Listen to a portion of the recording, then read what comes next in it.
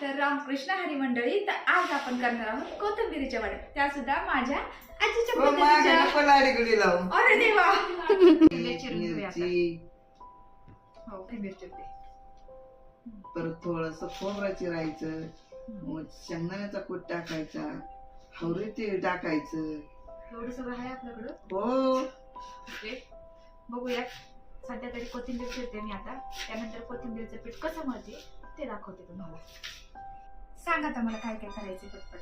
बेसन पीठ घे आधी. ओके, बेसन पीठ किती घ्यायचे सांग बरं का. हा घे, तू मी सांगते. बघ, बस का. बस झालं, बस ना. बस. ओके, ही पीठ घे. बाजरीचं पीठ हो, ते किती घ्यायचे. घे.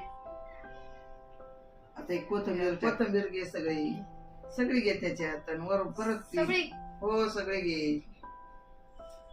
आजीच्या हातचं तर नेहमीपासून सगळ्यांनाच आवडतं, कारण की ते एकदम पारंपरिक पद्धतीने बनलेलं असतं. तर माझ्या आजीच्या हातच्या मला कोथिंबीरच्या वड्या खूप आवडतात, त्यामुळे मी आता तिच्याकडनं बनवून घेते.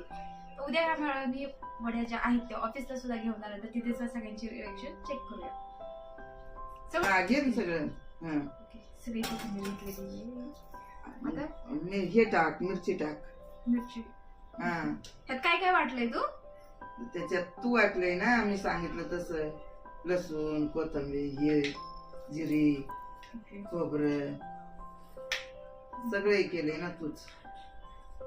काढून दिलं तुला, तू वाटून घेत. कसं मग घट्ट झालं का. नाही ना अजून. घट्ट होऊ दे. मग घट्ट कशी होणार होता ते. घट्ट आता ह्यानीच होणार ना. पिठांनी. हो, पीठ टाकल्याशिवाय कसं काय होईल घट्ट. आणि हे टाक का पाक.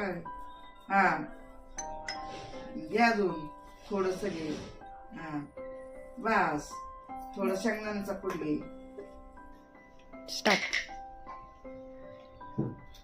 बस. एवढंच. हा, चवीनुसार करायचं आपल्याला सगळं. घट्ट झालंय का. निवार मळ. मळ निवार. बाटलीचं पीठ जास्त टाकलं होतं गव्हापेक्षा. नाही, थोडस तेल घ्यायचं. हा, आईकडून कोथिंबीरच्या वड्या करायला घेतल्या, पण माझी शाळा चालू झाली इथे. अगं मग शिकणार कधी. शिकवल्याशिवाय का तुम्हाला नाही लागणार का. पुढे उपयोगीला येत्या. करू शकते तू. कशासाठी उपयोगी आहे. मग एकदा तू लगेच झाल्यावर काही आले माझ्या लग्नावर विषय इकडे तिकडे जाऊ. मग काय घरात ठेवायची वस्तू आहे का ती. बस, मला नाही करायचं लग्न. हा,